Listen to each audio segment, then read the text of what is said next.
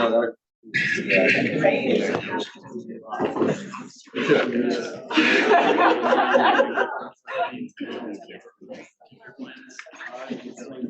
next group is Let's Tap into Waste Stream Management, Tackling Climate Action Through Waste Stream Management by Triston Turner, Abby Slattery, and Paige Kempker. Welcome. Howdy, howdy. Thanks for being here, everybody. As Ricardo said, I'm Triston. And I am Abby. And I'm Paige, and together we're going to tap into waste stream management. Just making sure y'all are still awake. Well, I guess we're done. The world's current state of environmental degradation calls for action across many sectors. Intuitively, waste stream management deals with the reduction of the use of virgin materials, as well as an increase in the amount of waste diverted from local landfills. Often less considered are the greenhouse gas emissions associated with the production, transportation, and disposal of these materials. Today, our group will predominantly focus on waste stream management and its role within climate action. Thank you, Paige.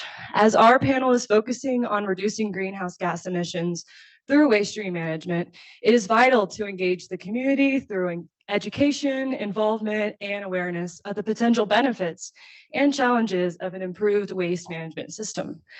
Without a strong foundation of support from the communities we serve, our work to reduce emissions would prove to be impossible. Our projects allow us to engage with nonprofits, volunteer organizations, and municipalities, all eager to build stronger communities through climate action. So, in a little bit, I will be sharing my project that collaborates with different organizations that are working to create a more resilient and sustainable city for Gunnison. My project focuses on the implementation of multiple waste streams within my local Texas community. And as you'll see in a moment, my project focuses on community scale compost. With all that said, let's get ready to tap into waste stream management.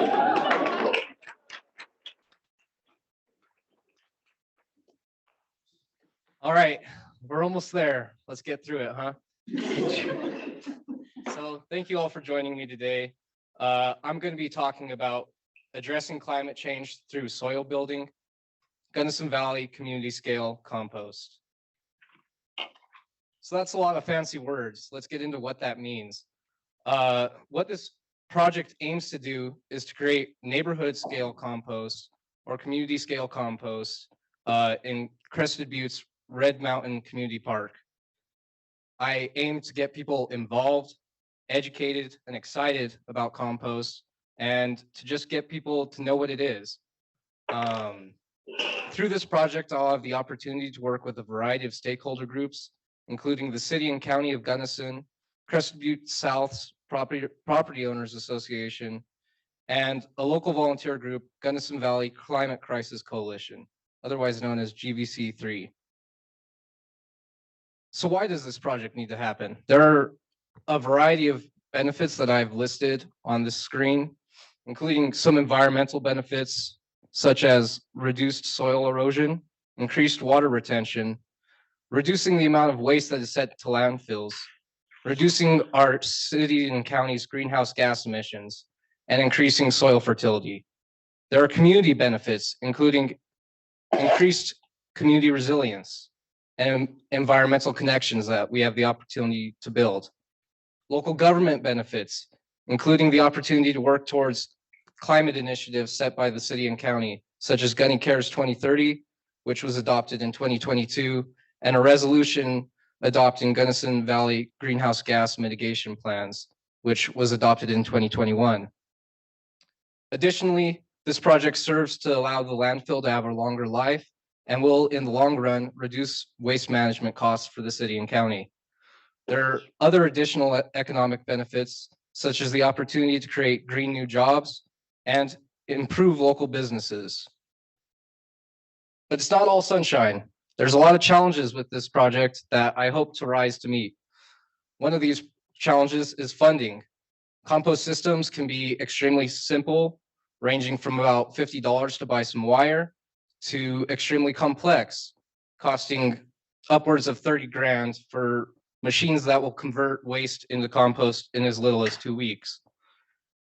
There are problems with location. As I mentioned before, this project is intended for Crested Butte South's Red Mountain Community Park. However, the park is undergoing changes and bureaucracy is slow. So it's hard to say if it'll still end up in that location. So I'm looking for a location to do this compost. Additionally, time and temperature are things to consider in the Gunnison Valley.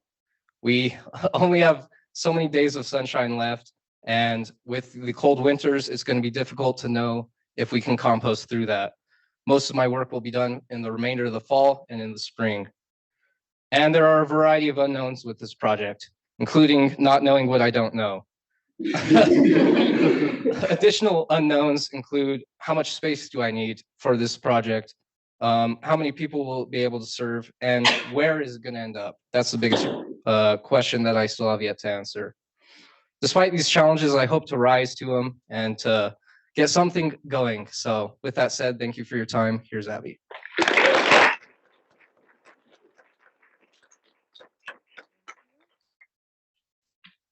So, hello, I'm Abby. My project is the advancement and awareness of the City of Gunnison's climate action, resiliency, and environmental sustainability goals.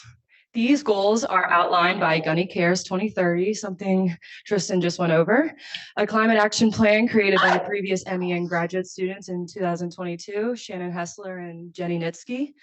I will explain my project's partners' needs. That includes a goal outlined in Gunny Cares, an improved waste management system. So my project works directly with the City of Gunnison.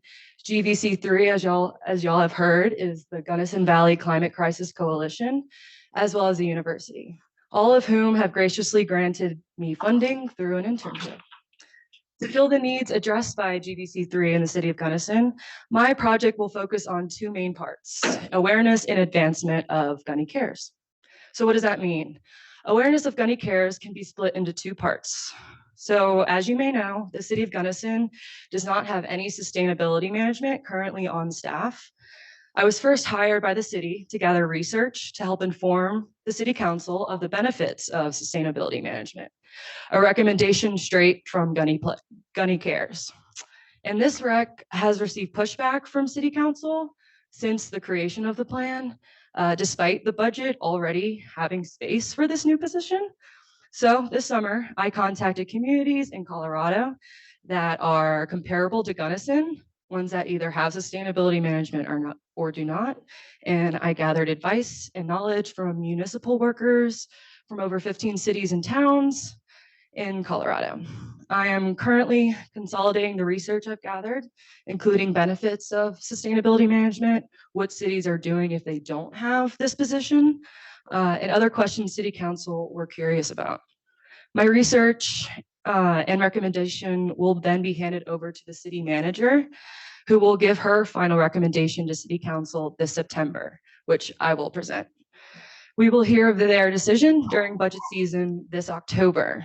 And once my internship with the city began, it also came to our attention that the sustainability section of the Gunnison's website, you can look it up yourselves later, is not very informational. So in an attempt to not just help City Council understand the city's climate efforts and goals, I will help the city with a total makeover of this part of their website. When I'm done, any resident should be able to easily access what the City of Gunnison has done, is currently doing, or what they plan to do to make sure Gunnison is a resilient and sustainable community. So then the second part of my project is advancement of Gunny Cares.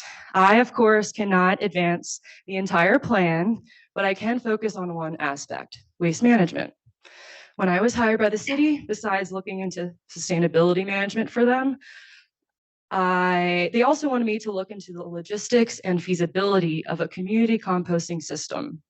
With the awareness phase of my project taking underway this summer, I was still in the process of research for the advancement phase when I was connected with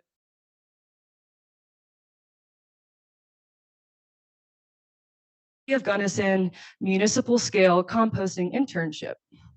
Upon interviewing with GBC3 in the last couple of weeks, I was granted the internship in collaboration with the university and the city of Gunnison. I will be conducting research, something I was already doing for the city. I will also provide support by finding compatible grants to fund the next phases for implementing this system. And lastly, I will provide a plan for GBC3 that includes involving and educating the community and the goals for a municipal scale composting system in Gunnison. While the central focus for this project that includes all 3 stakeholders is still in discussion, my goals for GBC3 are clear and will be incorporated into this main focus. So that is me on Monday on W Mountain, overlooking the beautiful Gunnison Valley, along with the challenges and opportunities that lay before me this year.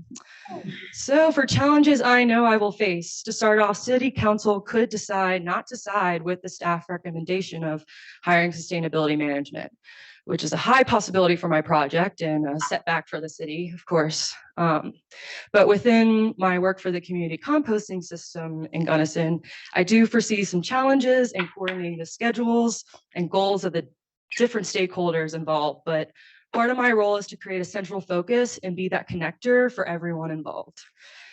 And there are some opportunities for growth after my work is complete, so I encourage any first years who are interested in any part of my project to look into these organizations. In conclusion, I am very excited and thankful to be working with these community-driven individuals and organizations. And I just want to thank you all for your time. Now we can hear from Paige.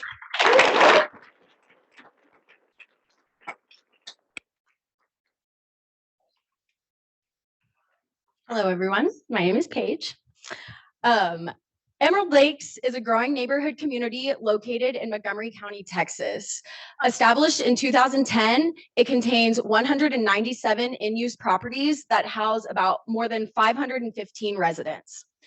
Since its establishment in 2010, Emerald Lakes has switched trash services more than 3 times, only utilizing landfill services for each.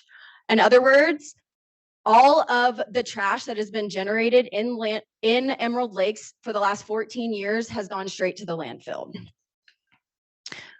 When a landfill, oh, that's not good. The formatting is wrong, sorry. When a landfill reaches capacity, the county caps it and then is responsible for its environmental remediation under the Comprehensive Environmental Response, Compensation, and Liability Act, CERCLA, where it becomes a Superfund site. Superfund sites are locations polluted with hazardous materials from facilities such as processing plants, manufacturing facilities, mining sites, and landfills, and they're deemed unsafe until their restoration. Montgomery County currently has 3 active Superfund sites and 2 local landfills that are currently reaching their capacities. The average Texan produces about 7.2 pounds of municipal solid waste each day. So with 515 residents in Emerald Lakes, that amounts to about 1.4 million pounds of trash annually. If the residents of Emerald Lakes had access to only recycling and they recycled the state average of about 27.5% of their total waste, they could divert about 372,000 pounds from the landfill annually. And this amount would only increase upon the implementation of more waste streams, such as compost, yard waste, or electronics.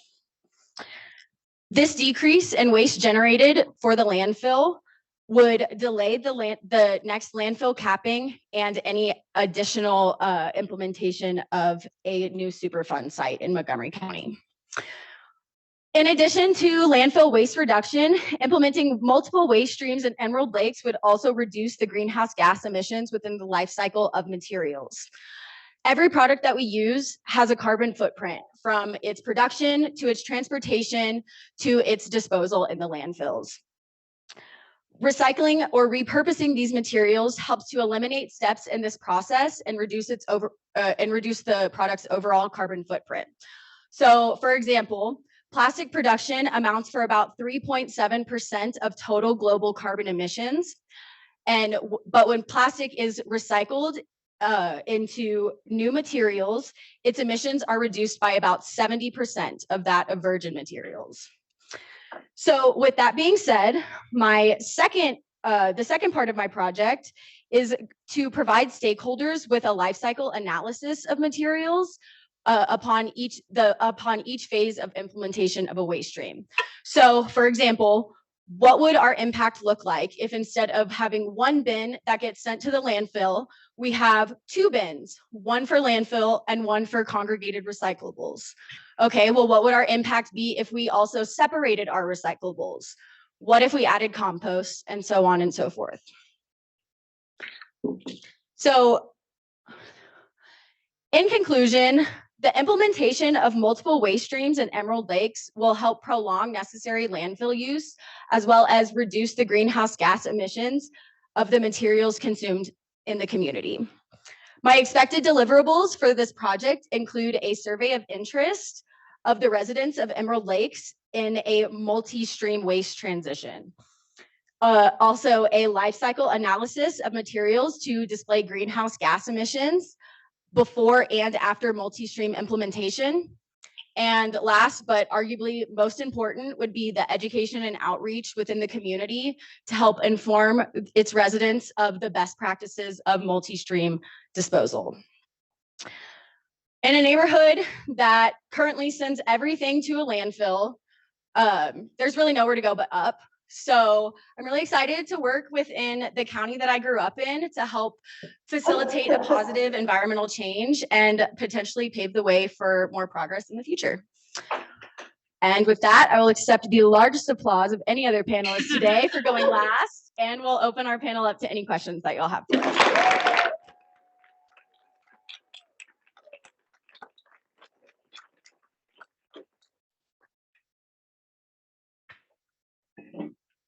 I saw Graham first. Hi, Triston. Hello, Graham. So I'm just curious, when you're working with with the city of Gunnison and the composting, I'm just curious what the vibe around that is, because I feel like with something like composting, it needs to have the full support or the majority of support within people within the city of Gunnison. So I'm just wondering how the city or the city officials are taking that. So the question is, how is the city or the city officials of Gunnison accepting compost? Accepting it, how they feel about it, how, if they've confronted you about that, and if you guys had any good conversations about it. Yeah, I actually have not had too much contact with the city directly. Abby has probably had much more contact directly, working as the city's what are you, sustainability intern? My project is much like more of a background scene, so hers can be thought of as a municipal scale composting system, whereas mine is more of a neighborhood serving 20 individuals in a neighborhood, and then eventually one day transforming into something that the municipality can use. So I guess the long answer is I haven't talked too much to the city about it. All right, awesome. Thank you, Triston. Kelsey? Kind of actually on a similar note to grants, I was just curious if you know how much buy-in or not that there is in Emerald Lakes to have more streams of waste disposal. Like, do people care? Do they want it, but it's not there? Or are people not going to use it, even if it is there? Okay, so her question was essentially how big of an interest is there in implementing multiple waste streams in Emerald Lakes? This is actually something that has been brought up in community meetings before, but when I spoke to the Emerald Lakes board, they basically told me that they haven't really had the capacity or anyone willing to move forward with this project. So I think the main put off would be the cost that will be put on the consumers. But I'm hoping that we could convince some people otherwise. Yeah, thank you. Cheyenne. Two-part. One for Abby, what was the website you said? And then for Paige, what recyclable materials are accepted in the county currently? It's the City of Gunnison's website. I didn't go too much into it. Yeah, it's the City of Gunnison's website. And if you just, I think, look under community, it's under sustainability. So you can like see what's up there. And if you're curious to see what the city is doing, go look. But it needs some work. You will be able to tell. Okay, and Cheyenne's question, the second part was, what recyclables do they accept in the county? So unlike Gunnison County, here we only accept recyclables 1 and 2. We don't take, or plastics 1 and 2. We don't take anything above that. We don't take paperboard. We only take corrugated cardboard. But pretty much in Montgomery County, everything that you would expect to be recyclable is recyclable there. Caleb, I think. Yes. For Paige, I just wanted to make sure I heard you clearly. So the sites that are these dump sites that are basically being overflown are called super fun sites? Super fund. Fund. They're not super fun. Yes. And just to clarify, they're not all dump sites. So the three active Superfund sites in Montgomery County are actually retired wood processing plants. Thanks for Abby. I'm curious what other, I know you said maybe 15 cities you spoke to. I'm curious which you could just give me a handful, and I might be very interested if one of those happened to be in Routt County. In Routt County? Steamboat Springs specifically. Steamboat Springs. I did not get into contact with Steamboat Springs. I guess I was contacting, sorry, the question was, I'm not been repeating questions at all, I'm sorry. But no, I just lost my train of thought. Okay. Oh yeah, which cities was I contacting and had sustainability management? So Crested Butte, excitingly, I was only looking at communities that were comparable to our size. So Jenny Nitsky actually has a new position in Grand Junction, but I did not ask her because they are so huge. But Crested Butte, Golden, I wish I could give you more on the top of my head, but yes, the Crested Butte is a really exciting one because it's also an MEM graduate, Dana Lehman. She's really awesome. Anyone should talk to her. She's cool. Thank you. Yes. I had a question for Paige. Sorry if I maybe addressed this, I missed it. But other than the maybe cost for consumers and finding someone to lead a project, in creation of that previously non-existent service, what do you anticipate being your biggest challenge in moving forward with your project? I would say Texan environmental values are not up to par with the state of Colorado, and pretty much the state of this room. So I'm a little nervous that I'm going to be able to convince these consumers to pay the extra, regardless of how small the marginal cost would be, just to convince them to care about this. Because like I said, in a community that doesn't even recycle right now, they're very much cognitive dissonance. They just throw it away and that's how they like it. So that's probably going to be my biggest challenge, is just to convince them to care. On that same note, I'm just curious, like, because an EPA Superfund site is like a really expensive cleanup project usually. Is that tied to like local tax dollars being increased? Like, is that something that could be maybe the values aren't in the environmental realm, but they're in the more financial realm, you know? That's a very interesting question. Will you repeat it again? Yeah, basically that if there's lacking the values around environmentalism, right? Where do the costs come from in remediating these Superfund sites? And is that a factor that the county would consider? Is that what you're saying? Yeah, in shaping the argument for having more waste streams and not having more EPA Superfund projects to clean up, because if in the long run their taxes were going to be increased, maybe they'd be more. I just want to thank you for giving me an awesome idea because the purpose of me mentioning that was more of an environmental justice issue.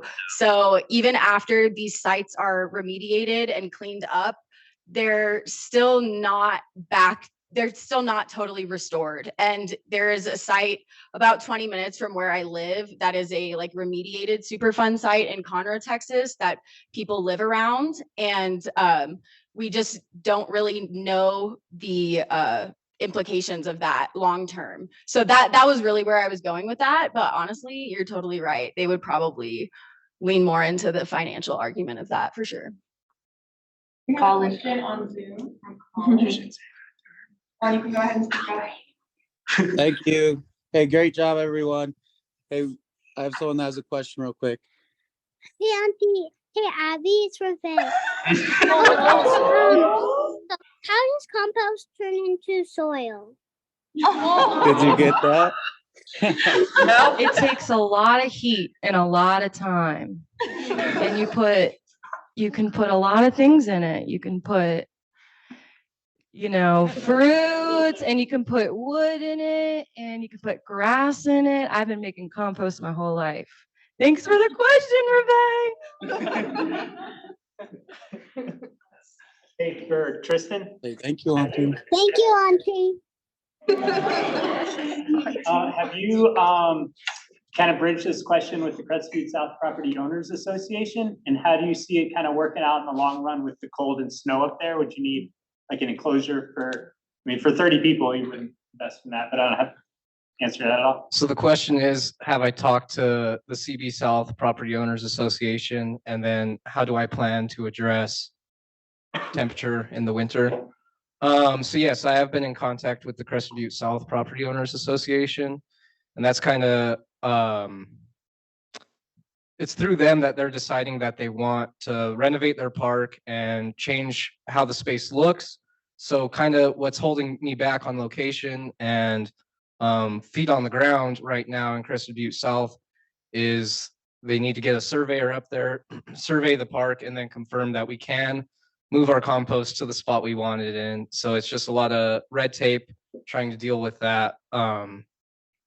Sorry, and the second part was about temperature. Yeah, in the winter, how would you manage it? Yeah, so that's a good question. There are a lot of different compost methods and techniques that can be used to kind of address temperature. One solution is to use what's called an in-vessel composting vessel. And so that, similarly to Western Colorado's rocket composter, excuse me, would just be a vessel that would store the compost. So we wouldn't have to deal with temperature there, but then we're dealing with energy costs. So that's also part of my project, is to kind of determine what is the best method for our climate and for similar communities. So that's been part of my research as well, looking into best practices and methods. And really, without investing into some sort of system, it's going to be a pile is the cheapest way to do it. So to kind of combat that, you could put some sort of covering from snow and stir it often. But the reality is, with a pile system, it's probably going to freeze in the winter. Thanks for the question.